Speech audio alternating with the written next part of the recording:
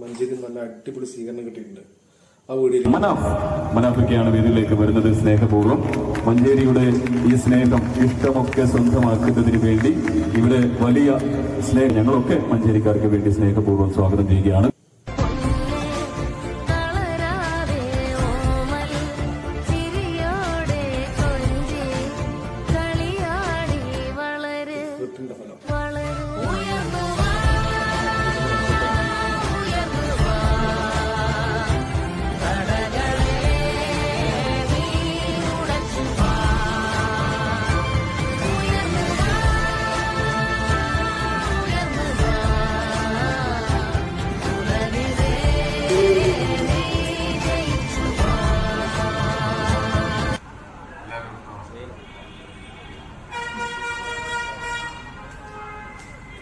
കിട്ടില്ല